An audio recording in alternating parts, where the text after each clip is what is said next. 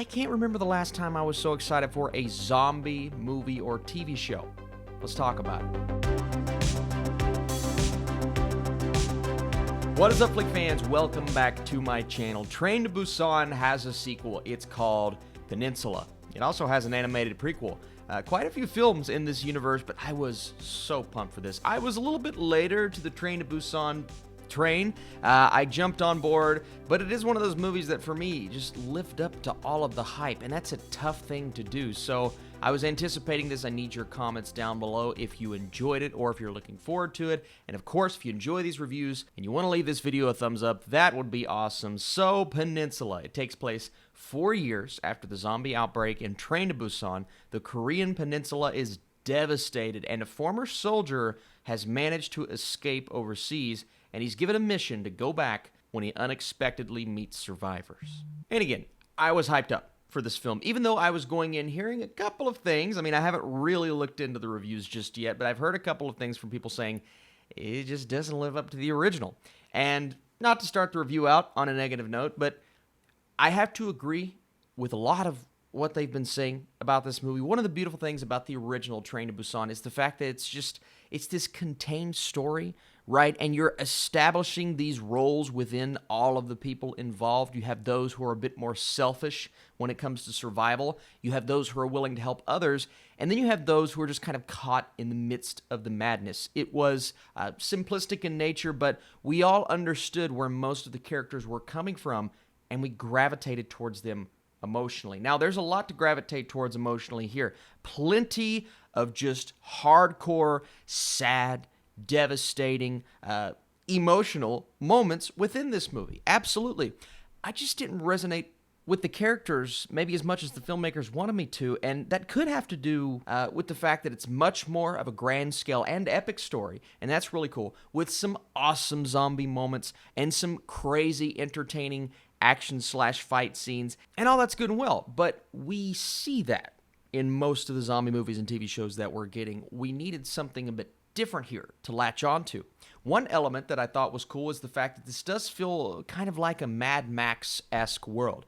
Even though we're 4 years in, people are going crazy in this universe, and it's not as well explained as the first film, where we kind of have a reason for why those really kind of mean, evil, selfish individuals are one villain in particular that was just awesome in the first movie, why they're acting the way that they're acting. And I get it, but still, it's only 4 years in here. It's not like the world has completely lost their minds, but they kind of have in this universe, and we have a lot of evil people here that just feel evil for the sake of being evil, and I needed a bit more depth to those characters. Now, our heroes are one character in particular who gets kind of swept up in this situation trying to save this family. There was a bit of fleshing out for his character, and I liked that progression. I also liked where that certain storyline goes to, some really interesting action scenes there. But what I was looking for within this movie that I never ended up getting was something more than just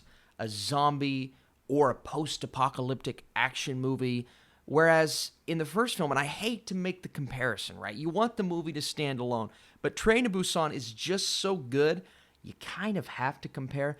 The first movie has that. It has so many layers with the characters and so many moments that resonate with you as a viewer, whereas this film didn't quite pack that same punch, even though, again, visually, even though maybe a bit darker at times, it really fits the tone. I thought it looked great. I thought the zombies were even crazier than they were in the first movie, when the horde is kind of rising up against our human characters. That was super entertaining. And entertaining, that's the word I use with Peninsula. But I wanted something maybe a bit more than that with this film.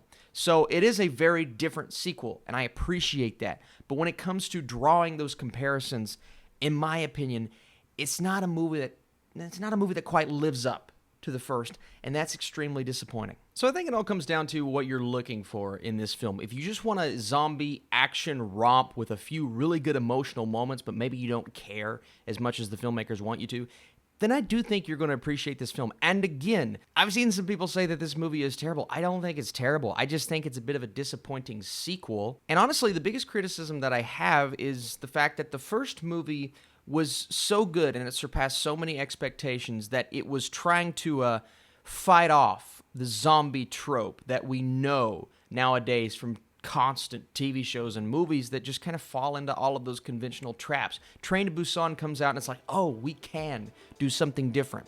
Peninsula, same director, a lot of the same crew, kind of falls back into that trope that the first movie was trying to fend off, and that makes it kind of this conflict of interest that never quite lives up. Again, it was entertaining, and this Mad Max-style world was great, and visually, I thought it worked extremely well. But for me, I was overall just a bit disappointed, which is why I'm going a 55% for my score. But again, there's definitely entertainment to be had, and the action scenes and just this epic nature of the storytelling, that was really good. So I want to know, which side of the fence are you on? Did you love this movie? Did you hate this movie? Are you like me? Just kind of right down the middle. I appreciate you guys for watching this review. Stay tuned. Many more videos coming this weekend, including a lot of DC fandom coverage, and we're talking more Netflix later on today. I appreciate you for watching. I'll see you later.